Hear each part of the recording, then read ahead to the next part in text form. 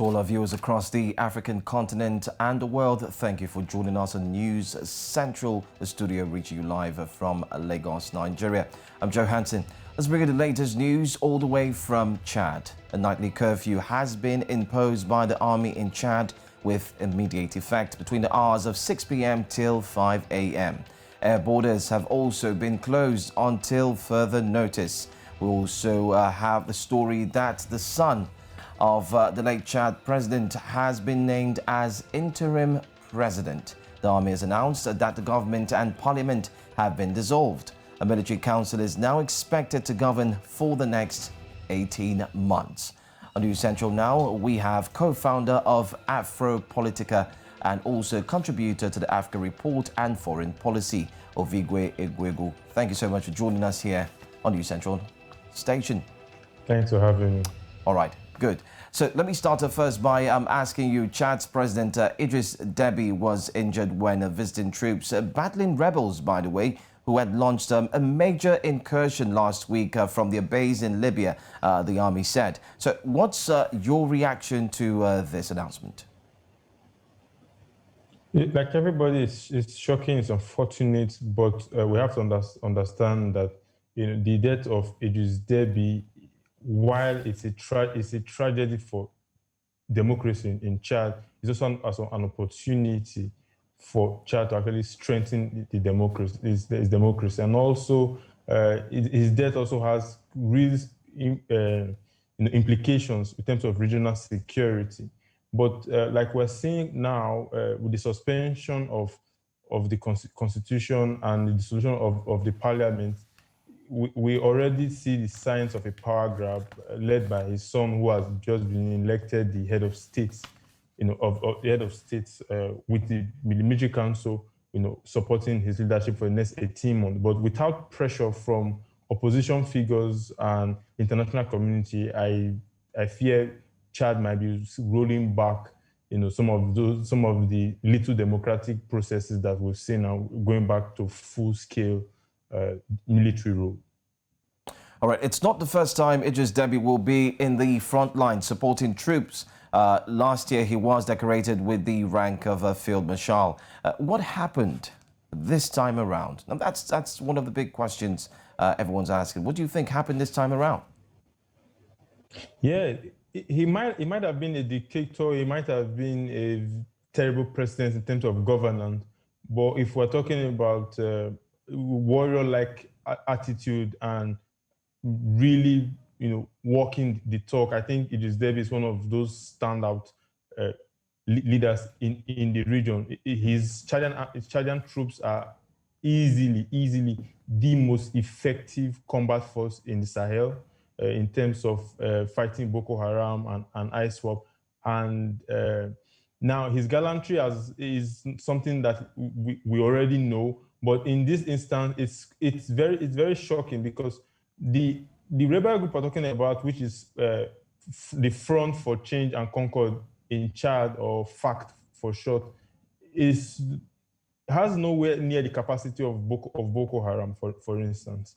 But they've been able to do what Boko Haram and even Abubakar Shekau, the leader of Boko Haram, promised to do after last year's offensive that Idriss Déby led, into the southern parts of Chad, Kelkua and Magumeri, I think. Those are the two towns where we had that operation out of Bohoma that was really very incisive, very, very impactful and devastating for Boko Haram. But in this instance, his death, there are a lot of questions, but I think we would have to wait to see when more information come out, and hopefully the military releases more information in those final moments and the circumstances that led to his death. But given the fact that his son and the military council, they've been able to just quickly, close the vacuum, at least attempt to close that vacuum, it may be just a miscalculation and an error that led to his death, as opposed to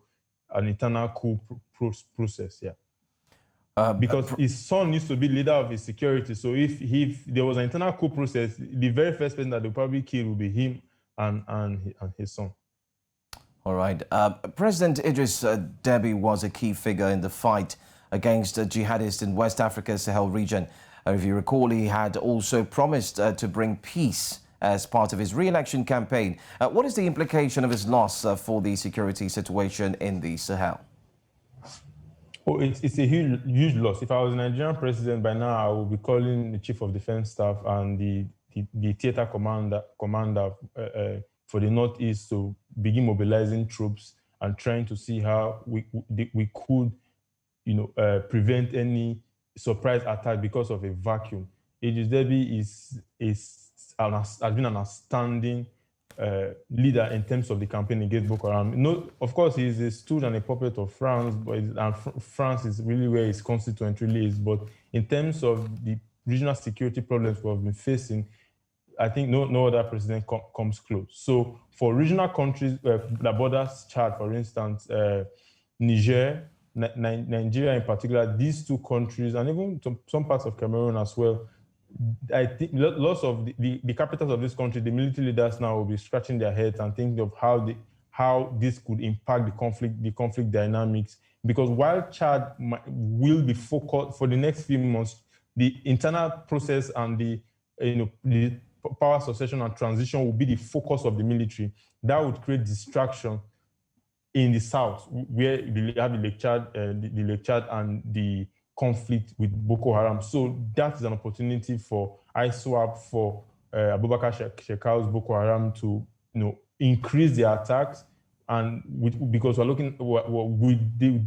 have the calculation that the Chadians are not really in the mood to fight. So yes, it's a major blow to the regional armies. It's a major blow to the G5 Sahel coalition, which Idriss Déby is a big fan of and rarely criticizes, despite the failures of the G5 Sahel. So I think both in Paris, both in all the regional capitals, they will have to do a lot of rethinking and thinking of how the multilateral coalition and task force would have to deal with the security threats in the region.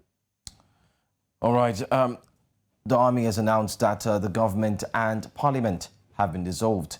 So a military council is now expected to govern for the next 18 months.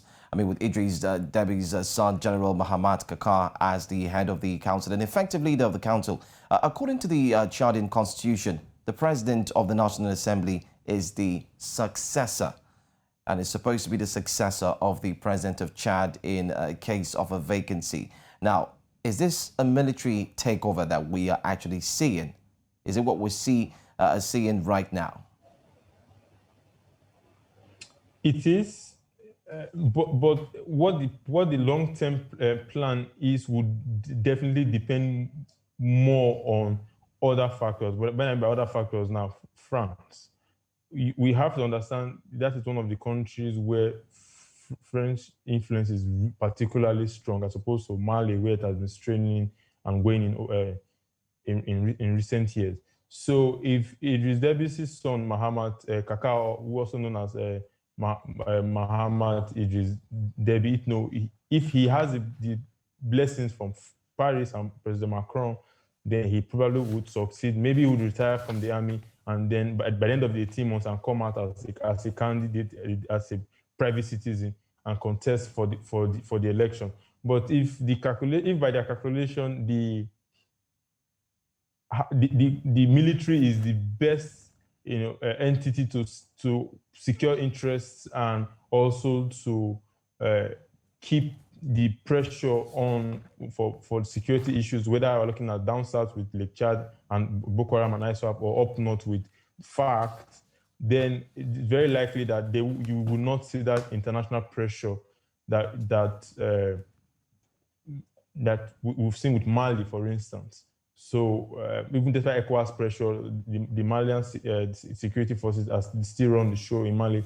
I suspect the same will happen in France. It all depends on how skillfully Idriss Déby's son is able to sort of build a coalition around himself and keep the opposition at bay and ensure that the opposition does not stir up enough international pressure to force him into swinging back towards free and well, just election. I wouldn't call elections in Chad free and fair. But yeah, I think a lot of that will have to do with, this is really a true test of someone who has been groomed by his father in the security in the architecture of the country, to see if he can really pull this off. It will be quite interesting to watch. All right, for those who just joining us, well, we are looking at the sudden demise or the death of Chadian President Idriss Déby, and we are still talking on this. The Chadian Electoral Commission announced the results of the elections with Idriss Déby winning by a landslide, 88% of the results. Now, he has been a key ally in the fight against insurgency in the Sahel, as we rightly said before. And looking at the fact that he is set to continue his reign as the Chad president, what can we say about now that this has happened? Are we going to see a longevity in that reign or control of power in Chad? No, that's always there. I think the next logical step would be for ECOWAS, like it did with Mali, to put pressure on the military council and Idriss Déby's son, who is the head of state now for the transitional period, to uphold or keep up with that calendar. So if you're going to be there for 18 months, then by the 6 months you're already talking about elections. So there has to be the ECOWAS regional body must step in and ensure that the dynamic in Chad remains stable. And really, you have to prioritize stability in this sense. And I can understand why the military would want to take over, because if you have an insurgency from the north and you have an insurgency in the south, both of which are very competent and they can't really destabilize the region, then you want to prioritize security over democratic process. But it must not be an excuse to sort of derail the democratic process or even just do away with it. And I think that's where the ECOWAS has to come on. Chad is not in any situation that other countries in West Africa haven't faced before. So we cannot allow Idriss Déby's son and this group of military officers he has in his camp to undo efforts that the West African region and Africa at large has been making towards entrenching democracy as the approach or the system of governance. So, like I said, it really would depend on the situation, because we really have to be very, very careful. Let's not, under the veneer of we want to be democratic, rush the process. But at the same time, we have to remember that the security situation must not be an excuse to subvert democracy. All right, OVER-OVIGWE, before I let you go, I'd like to ask one more question. What would you remember Idriss Déby for? What legacy has he left behind? Well, a combat-ready president, or I say a veteran, fighter, but terrible, president when it comes to governance. Thank you so much for joining us, and we appreciate your time. Thank you. And there we just spoke to co-founder of Afropolitica, by name OVER-OVIGWE EGUEGU. And that's the latest story right here from News Central TV, the death of Chad President Idriss Déby. Stay with us for a subsequent bulletin where we'll bring to you more information as it unfolds all the way from Chad and other neighboring countries. We're Africa First. I'm Joe Hansen.